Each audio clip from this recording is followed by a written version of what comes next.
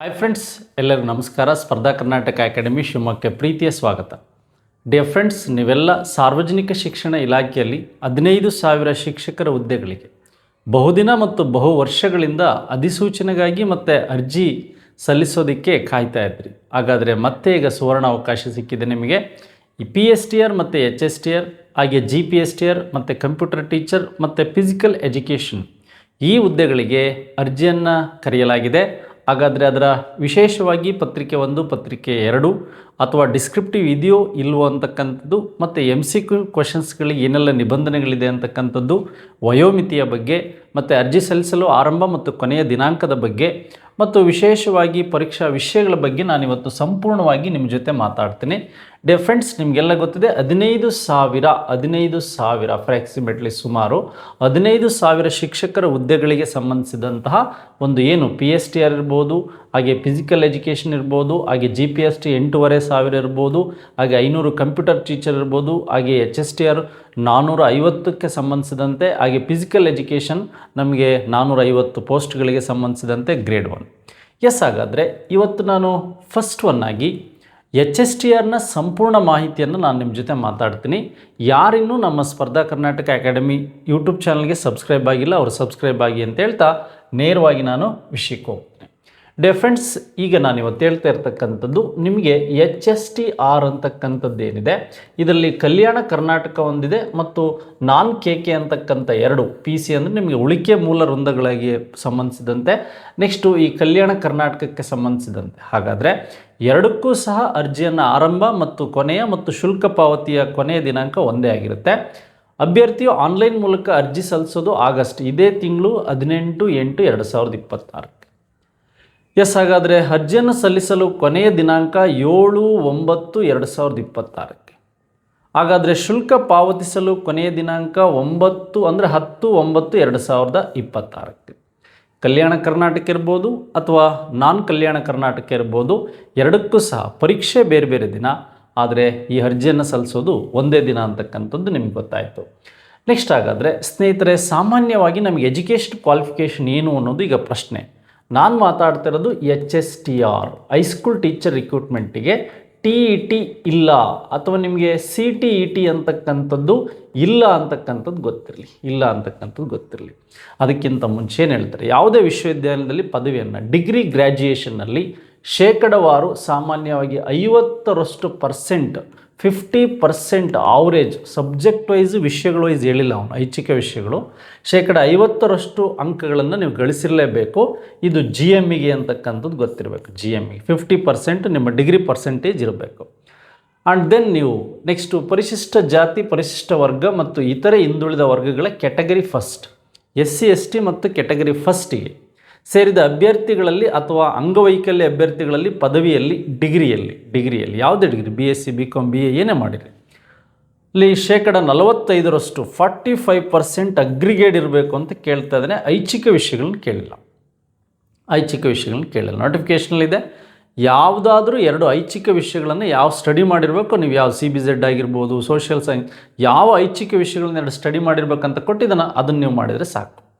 ನೋಡಿ, ಇತಿಹಾಸ, ಅರ್ಥಶಾಸ್ತ್ರ, ರಾಜಕೀಯ, ಭೂಗೋಳಶಾಸ್ತ್ರ ಹಾಗೂ ಸಮಾಜಶಾಸ್ತ್ರಕ್ಕೆ ಸಂಬಂಧಿಸಿದಂಥ ವಿಷಯಗಳಿರ್ಬೋದು ಅಥವಾ CBZಗೆ ಸಂಬಂಧಿಸಿದಂಥ ವಿಷಯಗಳಿರ್ಬೋದು, ಐಚ್ಛಿಕ ವಿಷಯಗಳ ಬಗ್ಗೆ ನೋಟಿಫಿಕೇಷನಲ್ಲಿದೆ, ವಿವರಣವಾಗಿ ನೀವು ನೋಡ್ಕೊಳ್ಳಿ. CBZ ಮೆಥಡು ಮತ್ತು ಆಂಗ್ಲ ಮತ್ತು ಕನ್ನಡ ಅಂದರೆ ನಿಮಗೆ ಆಪ್ಷನಲ್ ಇಂಗ್ಲೀಷ್, ಆಪ್ಷನಲ್ ಕನ್ನಡ ಓದಿದ್ರೆ ಮುಗಿದೋಯ್ತು. ನೆಕ್ಸ್ಟು ಇದರಲ್ಲಿ ಈ 4, 5, 6 ಸಬ್ಜೆಕ್ಟ್ಗಳಲ್ಲಿ ಸೋಷಿಯಲ್ ಸೈನ್ಸಲ್ಲಿ ಯಾವುದಾದ್ರೂ 2 ಓದಿರಬೇಕು. ನೆಕ್ಸ್ಟು CBZಲ್ಲಿ ಏನು 4, 5 ಸಬ್ಜೆಕ್ಟ್ಗಳಲ್ಲಿ ಯಾವುದು ಓದಿರಬೇಕು, 2 ಯಾವುದಾದ್ರೂ ಓದಿರಬೇಕು ಅಂತಕ್ಕಂಥದ್ದು ನೋಟಿಫಿಕೇಷನ್ಸಲ್ಲಿದೆ. ಎಸ್, ಹಾಗಾದರೆ ನಿಮಗೆ ಪಾವತಿಸಬೇಕಾದ ಶುಲ್ಕ ಎಷ್ಟು ಅಂತ ನೀವೇನಾದರೂ ಈ ಒಂದು ಹುದ್ದೆಗೆ ಒಂದು ವೃಂದದಲ್ಲಿ ಆಯ್ಕೆ ಮಾಡಿಕೊಂಡ್ರೆ ನೋಡಿ 750 ರೂಪಾಯಿ ಇರುತ್ತೆ. ನಿಮಗೆ ಡಿವಿಷನ್ 4 ವಿಭಾಗ ಬರುತ್ತೆ. ನಿಮಗೆ ಈ ಬೆಳಗಾವಿ ಇರ್ಬೋದು, ಬೆಂಗಳೂರು ಇರ್ಬೋದು, ಮೈಸೂರು ಇರ್ಬೋದು, ಕಲಬುರಗಿ ಇರ್ಬೋದು, ಈ 4 ಡಿವಿಷನ್ನಿಗೆ ಸಂಬಂಧಿಸಿದಂತೆ ವಿಭಾಗಗಳಿಗೆ ಒಂದು ವೃಂದದಲ್ಲಿ ಒಂದು ಅರ್ಜಿಗೆ ಸಲ್ಲಿಸಿದರೆ ಅಂತಕ್ಕಂಥದ್ದು, ಅಥವಾ ಒಂದೇ ವೃಂದದಲ್ಲಿ 2 ಹುದ್ದೆಗಳಿಗೆ, ಫಾರ್ ಎಕ್ಸಾಂಪಲ್ ನೀವೀಗ ನಿಮಗೆ GPSTR ಬರುತ್ತೆ ಅಥವಾ ನಿಮಗೆ ಈ ಒಂದು HSTR ಬರುತ್ತೆ ಅಥವಾ PSTR ಬರುತ್ತೆ. ಈ ಥರ ಬಂದಾಗ ನಿಮಗೆ ಟೋಟಲ್ ಇಷ್ಟಿರುತ್ತೆ. ಇದು GMಗೆ, ನೋಡಿ. ಮತ್ತೆ SC ST SC ಮತ್ತು ST ಇರ್ಬೋದು, ಮತ್ತು ಕ್ಯಾಟಗರಿ ಫಸ್ಟ್ ಇರ್ಬೋದು, 500 ಮತ್ತು 750 ಅಂತಕ್ಕಂಥದ್ದು ಒಂದು ಅರ್ಜಿ ಅಥವಾ 2 ಅರ್ಜಿಗಳನ್ನು ಒಂದೇ ವೃಂದದ 2 ಹುದ್ದೆಗಳಿಗೆ ಅರ್ಜಿಯನ್ನು ಸಲ್ಲಿಸಿದರೆ 2 ಹುದ್ದೆಗಳಿಗೆ ಅರ್ಜಿಯನ್ನು ಸಲ್ಲಿಸಿದರೆ ಫಾರ್ ಎಕ್ಸಾಂಪಲ್ಲು ನಿಮಗೆ GPSTR PSTR ಅಲ್ಲ HSTR ಅಲ್ಲೇ ಕೆಲವರು ಇಂಗ್ಲೀಷ್ ಬರುತ್ತೆ, ಕೆಲವರು ಸೋಷಿಯಲ್ ಸೈನ್ಸ್ ಬರುತ್ತೆ. ಈ ಥರದ್ದು 2 ನೋಡಿಲಿ ಒಂದೇ ವೃಂದದ 2 ಹುದ್ದೆಗಳಿಗೆ ಅರ್ಜಿಯನ್ನು ಸಲ್ಲಿಸಿದರೆ ನಿಮಗೆ GPSTR HSTR ಅಲ್ಲ, HSTR ಮಾತ್ರ, PSTR GPSTR ಅಲ್ಲ, ಒಂದೇ ವೃಂದದಲ್ಲಿ 2 ಹುದ್ದೆಗಳು. ನೀವು ಕನ್ನಡಕ್ಕೂ ಅಪ್ಲೈ ಮಾಡ್ತೀರಾ, ಸೋಷಿಯಲ್ ಸೈನ್ಸ್ಗೂ ಅಪ್ಲೈ ಮಾಡ್ತೀರಾ, ಇಂಗ್ಲೀಷ್ಗೂ ಅಪ್ಲೈ ಮಾಡ್ತೀರಾ, ಸೋಷಿಯಲ್ ಸೈನ್ಸ್ಗೂ ಅಪ್ಲೈ ಮಾಡ್ತೀರಾ. ಆ ಥರ ಹುದ್ದೆಗಳಿದ್ದಾಗ ನೀವು ಈ ರೀತಿಯಾಗಿ ಮಾಡ್ಬೋದು ಅಂತಕ್ಕಂಥದ್ದು. ಒಂದು ವೃಂದದ 1 ಹುದ್ದೆಗೆ, ಒಂದು ವೃಂದದ 2 ಹುದ್ದೆಗಳಿಗೆ. ಗೊತ್ತಾಯ್ತಲ್ಲ ನಾನು ಹೇಳಿದ್ದು? ಈಗ ನೀವು ಕನ್ನಡ ಮೇಜರ್ ಓದಿರ್ತೀರ, ಸೋಷಿಯಲ್ ಸೈನ್ಸು ಓದಿರ್ತೀರ, ಕನ್ನಡ ಮೇಜರ್ ಜೊತೆ ಇಂಗ್ಲೀಷ್ ಮೇಜರು ಓದಿರ್ತೀರ, ಸೋಷಿಯಲ್ ಸೈನ್ಸು ಓದಿರ್ತೀರ, ಈ ಥರ. ಇದಾದಮೇಲೆ ನಿಮಗೆ ವಯೋಮಿತಿಯಲ್ಲಿ ಯಾವುದೇ ಸಡಿಲಿಕೆ ಇಲ್ಲ, ಸೇಮ್ ಏನಿದೆ ಅಂತ ನೋಡಿ. GM ಅವ್ರಿಗೆ 40 ಇಯರ್ಸ್ ಇದೆ. ಯಾರಿಗೆ? GM ಅವ್ರಿಗೆ 40 ಇಯರ್ಸ್. ನೆಕ್ಸ್ಟು 2A 2B ಮತ್ತು ನಿಮಗೆ 3A 3Bಗೆ 43 ಇಯರ್ಸ್ ಇದೆ, 43 ಇಯರ್ಸ್ ಇದೆ. ನೆಕ್ಸ್ಟ್ SC ST ಕ್ಯಾಟಗರಿ 5ಗೆ ನಿಮಗೆ ಕ್ಯಾಟಗರಿ ಫಸ್ಟಿಗೆ 45 ಇಯರ್ಸ್ ಇದೆ. ಕಾಮನ್ ಈಗ 45 ವರ್ಷ ಇದೆ, 43 ವರ್ಷ ಇದೆ, 40 ವರ್ಷ ಇದೆ ಅಂತ ಗೊತ್ತಿರಬೇಕು. ಹಾಗಾದರೆ ಮುಂದಿನ ವಿಚಾರ ಏನು ಅಂದರೆ ನಮಗೆ ನಿರ್ಧರಿಸುವ ಮೆರಿಟ್ ನಿರ್ಧಾರದ ಅಂಶ ಏನು ಅಂತ. ನಿಮಗಿಲ್ಲಿ TET ಇಲ್ಲ ಅಂತ ಗೊತ್ತಾಯಿತು. ಯಾವುದರಲ್ಲಿ? ಈ HSTRಲಿ ಟೀಚರ್ ಎಲಿಜಿಬಿಲಿಟಿ ಟೆಸ್ಟ್, HSTRಲಿ TET ಇಲ್ಲ ಅಂದ ಕಾರಣಕ್ಕೆ 85% ಸ್ಪರ್ಧಾತ್ಮಕ ಪರೀಕ್ಷೆಗಳು, ಹಾಗೆ 13% ಏನಿದೆ ಅದು ಪದವಿ, ನಿಮ್ಮ ಡಿಗ್ರಿ. ಇದು ಕಾಮನ್ ಎಂಟ್ರೆನ್ಸ್ ಟೆಸ್ಟ್ ಅಂತ ಗೊತ್ತಿರಬೇಕು. ಇದು ನಿಮ್ಮ B.Ed course, just bachelor of ಎಜುಕೇಷನಲ್ಲಿ 2 ಅಂದರೆ ಫಸ್ಟ್ ಇಯರ್ಗೆ ಒಂದು, ಸೆಕೆಂಡ್ ಇಯರ್ಗೆ ಒಂದು ನಿರ್ಧಾರ ಮಾಡಿರ್ಬೇಕು ಅನ್ಸುತ್ತೆ. ಆಯಿತಾ? ಬರೀ 2 ಮಾರ್ಕ್ಸ್ ನೋಡಿ, ಇಲ್ಲಿ 13, 2 ಮತ್ತು ಇದು ಟೋಟಲ್ 100 ಮಾರ್ಕ್ಸಿಗೆ ನಿಮ್ಮ ಮೆರಿಟ್ ನಿರ್ಧಾರ ಆಗುತ್ತೆ. ಹಾಗಾದರೆ ನಮಗೀಗ ಅರ್ಜಿ ಸಲ್ಲಿಸೋದು, ವಯೋಮಿತಿ ಮತ್ತು ಅದಕ್ಕೆ ಸಂಬಂಧಿಸಿದಂಥ ಡಿವಿಷನ್ ವೈಸ್ ವಿಷಯಗಳು ಗೊತ್ತಾಯಿತು. ಇದಾದಮೇಲೆ ಪರೀಕ್ಷೆ ವೇಳಾಪಟ್ಟಿ ಅಂತಕ್ಕಂಥದ್ದು ಈಗಾಗಲೇ ಪ್ರಕಟ ಆಗಿದೆ. ಇದು ಕಲ್ಯಾಣ ಕರ್ನಾಟಕೇತರ ನಾನ್ KKಗೆ ಸಂಬಂಧಿಸಿದಂತೆ ನೋಡಿ. ಪರೀಕ್ಷಾ ದಿನಾಂಕ ಇದೇ ಅಕ್ಟೋಬರ್ಲಿ 12/10/2026ಕ್ಕೆ ಪೇಪರ್ 1 ನಿಮಗೆ ಕಂಡಕ್ಟ್ ಮಾಡ್ತಾರೆ. ಹಾಗೆ ದೈಹಿಕ ಶಿಕ್ಷಕರ ಪೇಪರ್ 2 ಅವತ್ತೇ ಬೆಳಿಗ್ಗೆ ಒಂದು ಮಧ್ಯಾಹ್ನ ಒಂದು ಇರುತ್ತೆ, ಫಿಸಿಕಲ್ ಟೀಚರ್ಗೆ ಒಂದೇ ದಿನ ಮುಗಿದೋಗ್ಬಿಡುತ್ತೆ. ನೆಕ್ಸ್ಟು ಯಾರು ಸಬ್ಜೆಕ್ಟ್ ಟೀಚರ್ಸ್ ಇದ್ದೀರ 13/10/2026 10ರಿಂದ 12 ಮತ್ತು ನಿಮಗೆ 2:30ರಿಂದ 4:30 2 ಅವರ್ಸ್ ಇರುತ್ತೆ. ಡ್ಯೂರಿಯೇಷನ್ ಎಷ್ಟಿರುತ್ತೆ? 2 ಅವರ್ಸ್ ಡ್ಯೂರಿಯೇಷನ್ ಇರುತ್ತೆ. ಪತ್ರಿಕೆ ಒಂದು CB ಮೆಥಡ್ ಅವರಿಗೆ, ಕಲಾ ವಿಭಾಗದವರಿಗೆ, ನೆಕ್ಸ್ಟು ಕನ್ನಡದವರಿಗೆ ಮತ್ತು ಇಂಗ್ಲೀಷ್ ಅವರಿಗೆ. ನೋಡಿರಲಿ, ಕನ್ನಡ ಮತ್ತು ಇಂಗ್ಲೀಷ್ ಮತ್ತು CBZ ಮತ್ತು ಸೋಷಿಯಲ್ ಸೈನ್ಸ್. ಇದು ಸೋಷಿಯಲ್ ಸೈನ್ಸು, ಇದು CBZ ಅಂತಕ್ಕಂಥದ್ದು ಗೊತ್ತಿರಬೇಕು, ಕೆಮಿಸ್ಟ್ರಿ ಬಯಾಲಜಿ ಓದ್ತಕ್ಕಂಥವ್ರು. ನೆಕ್ಸ್ಟ್ ಇದೇ ರೀತಿಯಾಗಿ ಐಚ್ಛಿಕ ಕನ್ನಡ, ಆಪ್ಷನಲ್ ಕನ್ನಡ ಓದಂಥವ್ರಿಗೆ ಮತ್ತು ಇಂಗ್ಲೀಷನ್ನು ಓದಂಥವ್ರಿಗೆ ಮಧ್ಯಾಹ್ನ ಇರುತ್ತೆ ಅಂತ ಗೊತ್ತಿರಬೇಕು. ಹಾಗಾದರೆ ಪೇಪರ್ 1 ಪೇಪರ್ 2 ಎರಡನ್ನೂ ಬರಲೇಬೇಕು. ಹಾಗಾದರೆ ಪೇಪರ್ 1ನಲ್ಲಿ ಏನು ಸಿಲೆಬಸ್ ಇದೆ ಅಂತ ಗೊತ್ತಾನೆ. ಇದು ನಾನ್ HK ಅಥವಾ ನಾನ್ KK ಅಂತ, ಕಲ್ಯಾಣ ಕರ್ನಾಟಕೇತರ ಪತ್ರಿಕೆಗಳು ಬೇರೆ ಬೇರೆ, ಕಲ್ಯಾಣ ಕರ್ನಾಟಕಕ್ಕೆ ಬೇರೆ, ನಿಮಗೆ ನಾನ್ KKಗೆ ಬೇರೆ ಅಂತಕ್ಕಂಥದ್ದು ಈಗ ಗೊತ್ತಾಗಿದೆ. ನೆಕ್ಸ್ಟ್ ಹಾಗಾದರೆ ಕಲ್ಯಾಣ ಕರ್ನಾಟಕಕ್ಕೆ ಎಕ್ಸಾಮ್ ಯಾವಾಗಿದೆ ಅಂದರೆ ನೋಡಿಲಿ, 21/10/2026, 22/10/2026 ಸೇಮ್. ಪತ್ರಿಕೆ ಒಂದು GK ಇರುತ್ತೆ. ನೆಕ್ಸ್ಟ್ GK ಎಲ್ಲರಿಗೂ ಕಂಪಲ್ಸರಿ ಇರುತ್ತೆ, ಬರಿಬೇಕಾಗುತ್ತೆ. ದೈಹಿಕ ಶಿಕ್ಷಕರಿಗೆ ಸಂಬಂಧಿಸಿದಂತಲೂ ಕಂಪಲ್ಸರಿ, CBZ ಅವ್ರಿಗೂ ಕಂಪಲ್ಸರಿ, ಲ್ಯಾಂಗ್ವೇಜ್ ಟೀಚರ್ಸ್ಗೂ ಈ ಪೇಪರ್ ಕಾಮನ್ ಆಗಿರುತ್ತೆ, ಫಸ್ಟ್ 1. ನೆಕ್ಸ್ಟ್ ಅದೇ ರೀತಿಯಾಗಿ ಮಧ್ಯಾಹ್ನ CBZ ಕಲಾ ವಿಭಾಗ ಮತ್ತು ಕನ್ನಡ ಮತ್ತು ಇಂಗ್ಲೀಷ್ ಇರುತ್ತೆ. 2 ಅವರ್ಸ್ ಡ್ಯೂರಿಯೇಷನ್ ಇರುತ್ತೆ.